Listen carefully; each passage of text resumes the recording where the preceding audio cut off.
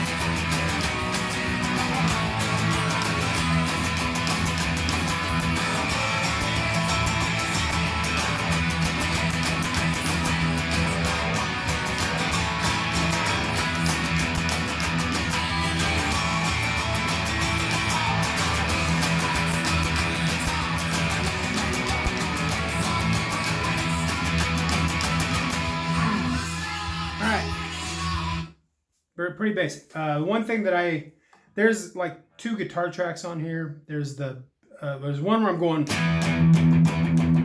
where I'm doing the,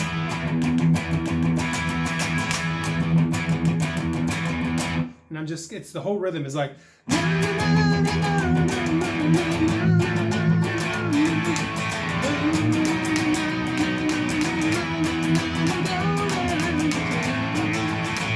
so that's one. The other one is just flat out the boogie stuff.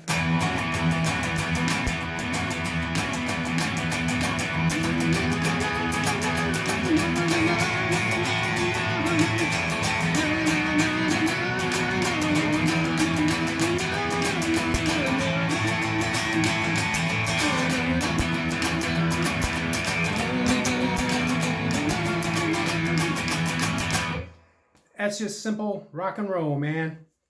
You know the boogie things. E, B, A. I liked when we would play it live, I would come down and do the A down here, because it just kind of filled it up, made it a little fatter. I just like that wow that you get when you hit that A. Wow.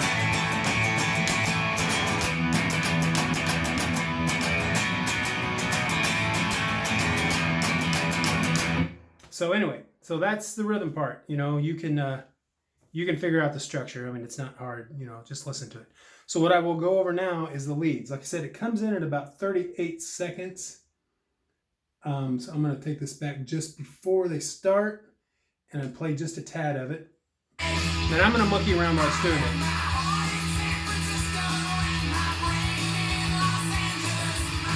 Here we go. Leads coming now.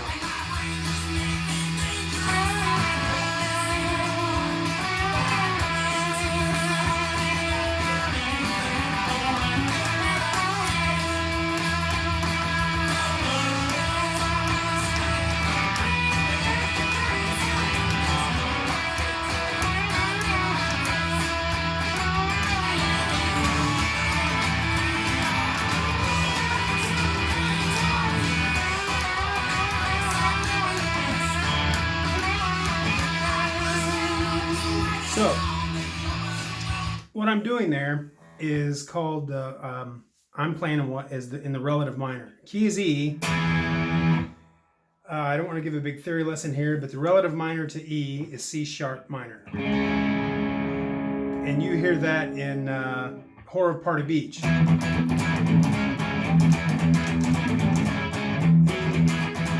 sharp minor. C sharp minor. So basically, if you're in a major key, you can play in the relative minor, and you get that country kind of feel, that country blues kind of feel. So that's why what I do there works. So occasionally I slide into the regular major blues pentatonic things, the Chuck Berry riffs, but and I'm just following the chord. So when it goes to A, I go B, back to relative minor.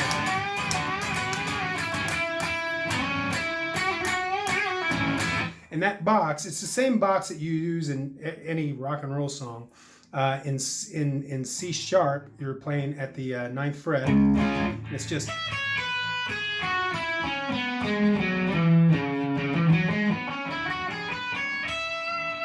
But you have to be careful what notes you hit. And you even hear a few flubby notes on mine, but it's going by so fast, it doesn't really tell. So like I'm, basically the main thing I'm doing is that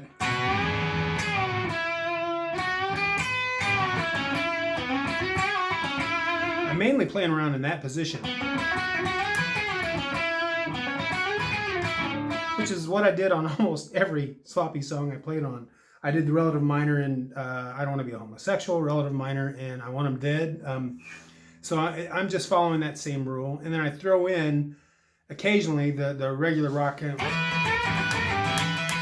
few of those. And then I'll fly right back into it. Like there's one point where I go.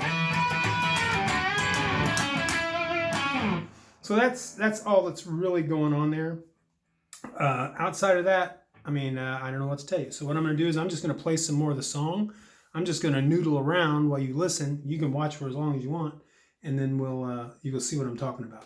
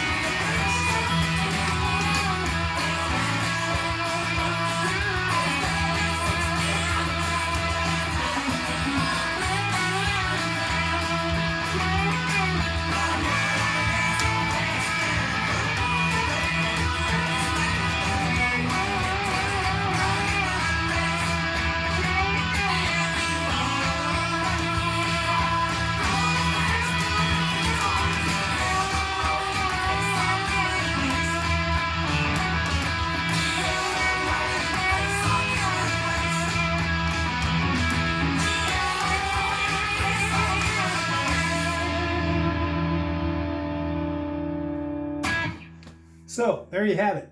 That is human waste.